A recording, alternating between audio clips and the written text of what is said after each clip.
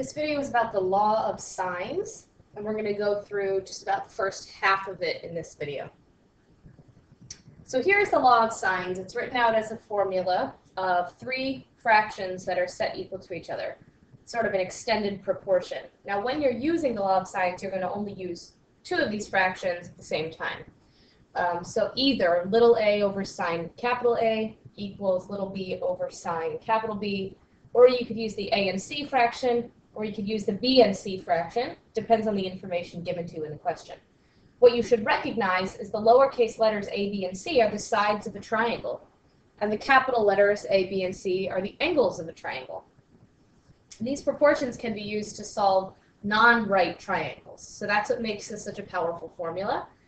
You can find missing side lengths and missing angle measurements in triangles that are not right triangles.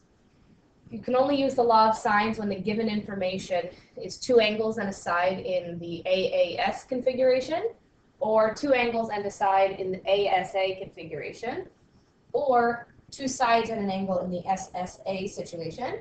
And that's a special case that we're going to learn about through some of the examples in this video and then in a follow-up. Just let me illustrate what I'm talking about with these three things here. Angle, angle, side means you have a triangle. It's not a right triangle. It's just any old triangle, not drawn to scale. And you're given two of the angles. Like maybe you're given that this is a 40-degree angle and this is a 20-degree angle.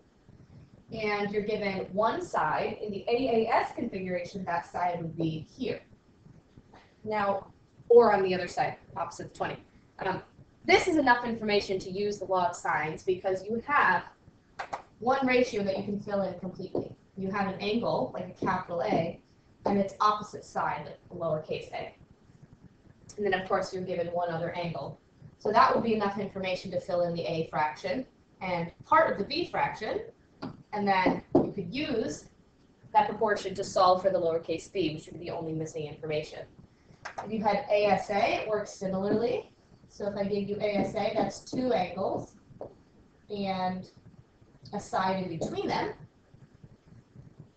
Now, it may look like here we don't have any opposite information, like we don't have any angles that's opposite a side. However, if you have two angles, you can easily find the third angle by subtracting from 180. And now you do have enough information. You can use this relationship here, capital C and the opposite side, lowercase c, and then use either other angle to find the side that's across from it. So if you have AAS or ASA, that's enough information. And you also have enough information in the SSA case.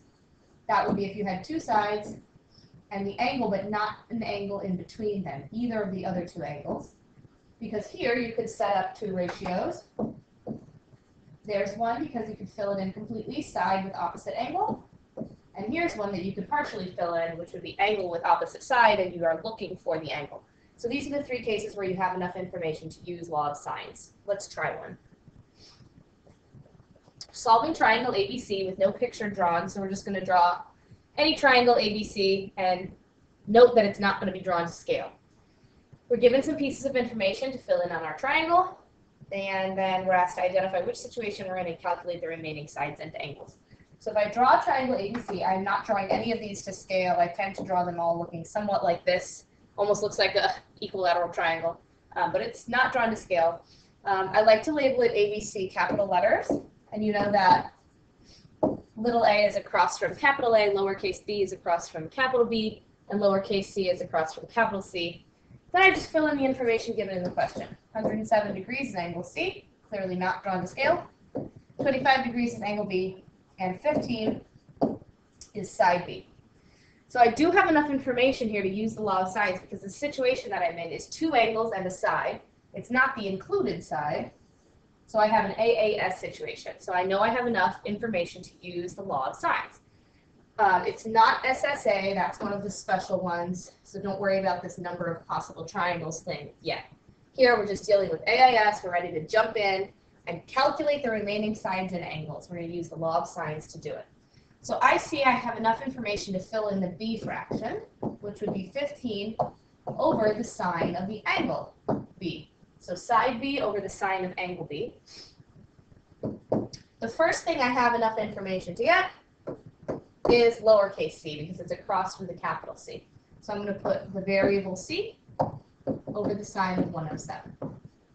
So here you have enough information to cross multiply and solve for c. You're going to need a calculator that's in degree mode in order to cross multiply this, because it ends up being 15 multiplied by the sine of 107.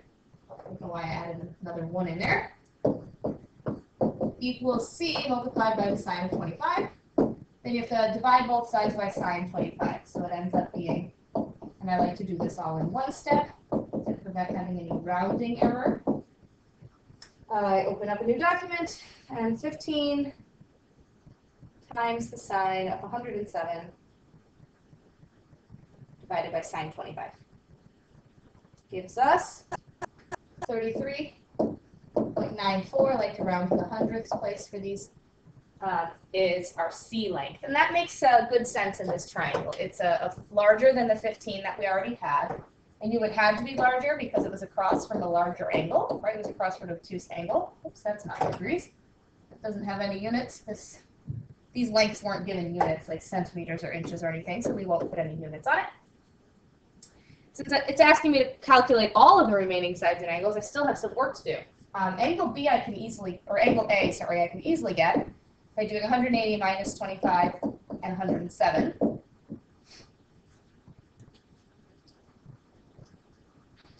And that gives us a 48-degree angle for A.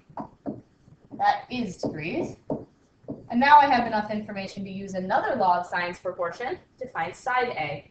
I'm going to stick with the original information given to me, the 15 and the 25 again, because I don't like to use my answers from previous parts of the question if I can help it. So 15 over the sine of 25 again will be little a over the sine of 48. And then we cross multiply and solve. It's going to end up being 15 multiplied by the sine of 48 divided by the sine of 25 equals A.